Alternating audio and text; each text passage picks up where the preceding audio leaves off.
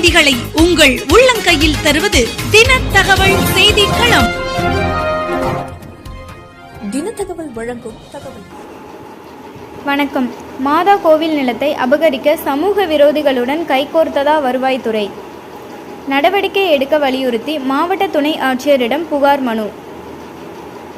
மாதா கோயிலுக்கு சொந்தமான பல கோடி ரூபாய் மதிப்புள்ள நிலத்தை ஆள்மாறாட்டம் செய்து பத்திரப்பதிவு செய்யப்பட்டதாக சாயல்குடி பங்கு இறை மக்கள் மாவட்ட துணை ஆட்சியரிடம் புகார் மனு கொடுத்த சம்பவம் பரபரப்பை ஏற்படுத்தியுள்ளது. ராமநாதபுரம் மாவட்டம் சாயல்குடியில் மிகவும் பழமையான பிரசித்தி பெற்ற புனித அன்னை வேளாங்கண்ணி மாதா ஆலயம் உள்ளது.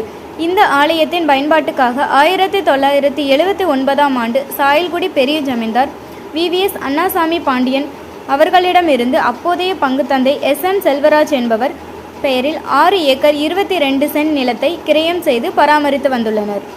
இந்நிலையில் பங்கு தந்தையான செல்வராஜ் வயது முதிர்வின் காரணமாக 2012ஆம் ஆண்டு இறந்துவிட்டார். ஆலய பங்கு தந்தை இறந்துவிட்டால் அவரை அடுத்து வரும் பங்கு தந்தைக்கே கோவில் சொத்துக்களை பராமரிக்கும் உரிமை உண்டு.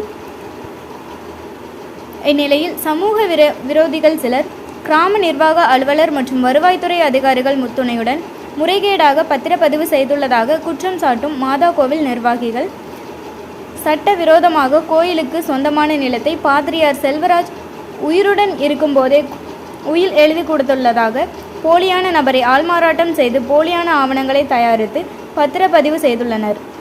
ஆகவே முறையாக விசாரணை செய்து போலி ஆவணங்களை தயாரித்து நிலத்தை அபகரித்த சதி செய்தவர்கள் மீது கடுமையான நடவடிக்கை எடுக்க வேண்டும் எனவும் கேட்டுக்கொண்டுள்ளனர். இதுகுறித்து மாதா கோவில் முன்னாள் தலைவரான ASP என்ற அந்தோணிராஜ் கூறும்போது, சாயல்குடி பங்கில் புனித ஆரோக்கிய ஆலயம் உள்ளது. அந்த ஆலயத்துக்கு சொந்தமாக 1979இல் அன்றைய பெரிய ஜமீன்தார் VVS அண்ணாசாமி பாண்டியன் அவரிடம் 6 ஏக்கர் 22 சென்ட் நிலத்தை கிரயம் செய்து பட்டாமாற்றம் செய்துள்ளோம்.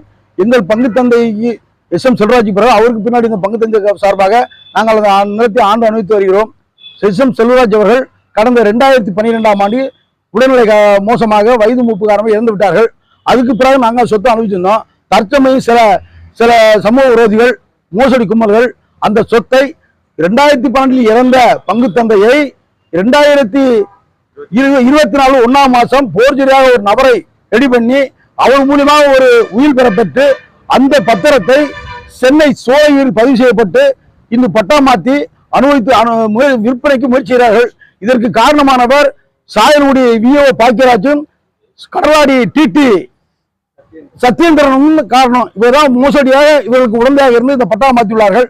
நாங்கள் எல்லாரும் சாயல்குடி காவல் நிலையத்திலையும் கடலாடி வட்டாட்சியர் அலுவலகத்திலையும் சார் பதிவாளர் சார் ஆட்சியர் அலுவலகத்திலும் மனு கொடுத்துள்ளோம். இன்றைய தினமே மாவட்ட கலெக்டர்களிடமும் மாவட்ட சபீசரிடமும் மனு வழங்க உள்ளோம். இதற்கு உடனடியாக தகுந்த நடவடிக்கை விரைவில் போர்க்கால அடிப்படை எடுக்காவிட்டால் நாங்கள் பசுமையை செய்வதற்கும் அரசுக்கு மேலும் எடுத்துக்கொள்ளவும் நாங்கள் தயாராக இருக்கிறோம் என்பதை இதன் மூலம் தெரிவித்துக் கொள்கிறோம்.